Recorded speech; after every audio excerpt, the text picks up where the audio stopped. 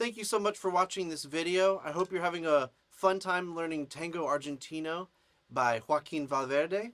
I've had a lot of fun learning this, and I wanted to give you a couple of tips and tricks that I've learned along the way of learning this that may help your performance be elevated to the next level. The first thing is, when we talk about playing any sort of mallet instrument, we need to think about the sound that we're producing.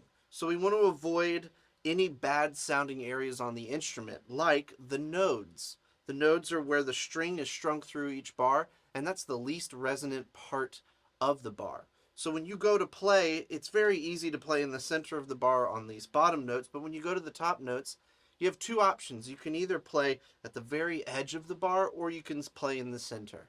But be very careful if you choose to play on the edge that you don't continue to creep in and eventually hit the node. The second thing that I want to talk about with this piece is the phrasing. So there's a lot of moving lines that interweave between the piano part, and I want to just say that as fun as it is to have an accompanist, there's certain times where we need to make sure that we're louder than the accompanist, and other times actually where we need to be under the accompaniment. So be very careful as you're learning this piece to think about what the pianist is doing as well, where sometimes you're playing piano, the dynamic, and the pianist is going to be playing a melody above you. So be sure to take care of all the dynamics and allow for yourself to have some phrases that can maybe grow to the end of the bar or maybe trail away from the beginning of the bar. All of these amazing opportunities with this music to really shape it beautifully.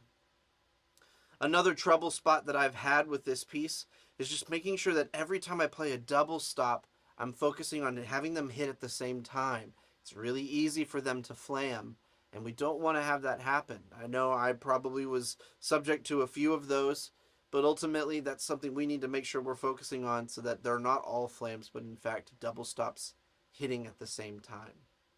Now you may have noticed when I played the gliss right before, I believe it's rehearsal B, I chose to wait a little bit longer. I don't take the full beat that's written, because if I were, the sound would be very soft. So instead, when you scrape a mallet across these bars, you actually need to put a little bit of force and some speed behind it, like you're scraping a guiro. And when you do that, what that means is you probably need to wait till close to beat 2 to really strike the instrument. And that'll give you a more exciting gliss.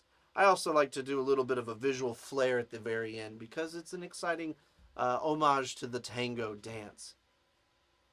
The last thing I'll say is be careful with the embellishments right before A, and then I believe it's 1, 2, 3, 4, and 6 before rehearsal D. Whenever you have those 4-stroke roughs, we need to play left, right, but we want them to be fast enough that they're really exciting while still being accurate and bringing out the final note. So really take a little bit of time to practice getting those 4 notes in a row, nice and even, then bring out the last note as the primary note, and then start to increase the speed in which you play it. So I really appreciate you watching this video. I hope this has been helpful for you.